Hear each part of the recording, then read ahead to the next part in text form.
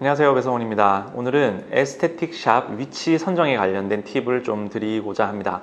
보통 에스테틱 샵 위치를 선정을 다 하신 다음에 저한테 상담을 요청을 하시는 경우가 많으시거든요. 그렇게 오시면 제가 이제 인테리어에 관련된 팁들이라든지 마케팅, 제품에 관련된 여러 가지 정보를 드리는데, 사실 샵을 처음에 제대로 된 위치에 제대로 골라서 오시는 게 무엇보다 중요합니다. 그런데 대다수 원장님들께서 많이 이제 모르셔서, 이 정보를 정확하게 모르셔서 상권이 좋은 곳, 아니면 건물이 좀 깨끗한 곳, 또 유동인구가 많은 곳, 그런 나름의 생각을 하셔서 위치를 선정을 해서 오시거든요. 그런데 의외로 위치 선정이 조금 잘못된 경우가 있습니다. 이런 뭐 상권도 좋고 다 좋은데 한 가지 문제가 생기는 경우가 어떤 경우가 있냐면 건물의 흔들림입니다.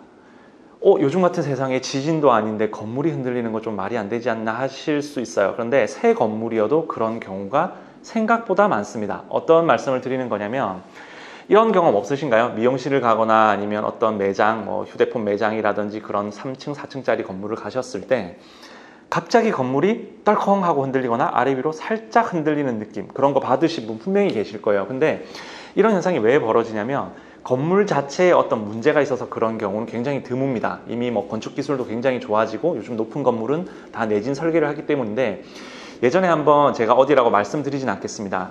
그 수도권 지역에 20층짜리 건물이 갑자기 아래 위로 요동을 치면서 건물에 있던 사람들이 다 대피를 했던 그런 거 뉴스 찾아보시면 아마 쉽게 찾아보실 수 있으실 거예요. 그때 20층짜리 건물에 그 운동을 하시는 분들이 20명이 동시에 같은 스텝으로 뛰면서 그 공명에 의해서 건물이 흔들렸던 그런 일들이 있었습니다. 그런 일들이 실제로 대로변을 끼고 있는 샵들이 생각보다 이런 일들이 굉장히 많습니다.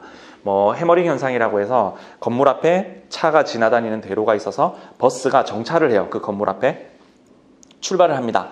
앞바퀴가 먼저 빠져나가고 뒷바퀴가 지날 때쯤 울퉁불퉁하거나 맨홀 뚜껑이 있는 그 자리가 있다면 지나가다가 뒷바퀴가 쿵 하고 치면서 그걸 해머링 현상이라고 하거든요. 그러면 건물이 일시적으로 잠깐 흔들려요. 또 그 차가 엔진을 가속할 때 우웅 하는 소리가 날 때 그 공명, 그 소리가 맞으면 갑자기 건물이 진동 주기가 맞으면 건물이 흔들려요. 우리 성악가들이 컵을 가져다 놓고 아 했을 때 탁 깨지는 그런 거 영상 보신 적 있으시죠? 그게 바로 공명인데, 그런 현상들이 대로변을 끼고 있고 버스 정류장이 바로 앞에 위치한 샵들 같은 경우에는 그런 현상이 생각보다 많이 일어납니다. 그러면 한번 생각을 해보세요.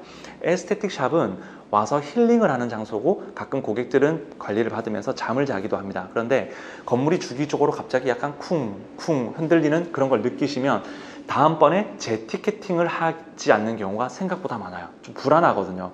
건물 자체에 전혀 문제가 없고 하지만 고객들은 그런 부분에서 되게 불안해합니다. 그러면 샵을 선정하러 가셨을 때 대로변 앞에 버스 정류장이 있거나 대로변이 있거나 우리 샵 앞에 무엇인가 큰 트럭들이 많이 지나다닌다고 한다면 그 자리에 서서 버스가 지나갈 때, 트럭들이 지나갈 때 잠깐 기다리셔서 건물이 흔들리는지 확인을 꼭 하셔야 돼요.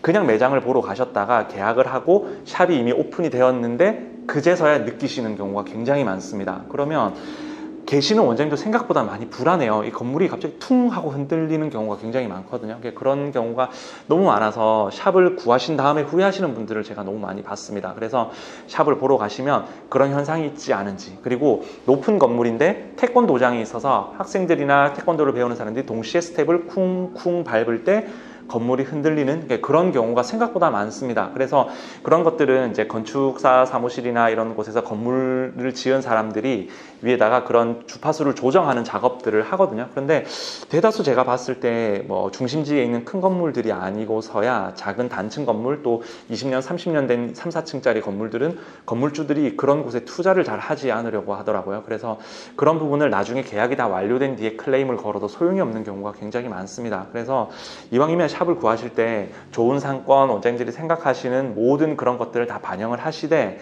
정말 이런 세세한 부분까지 잘 신경을 쓰셔서 건물을 고르신다면 완벽한 샵이 되지 않을까 하는 생각을 합니다.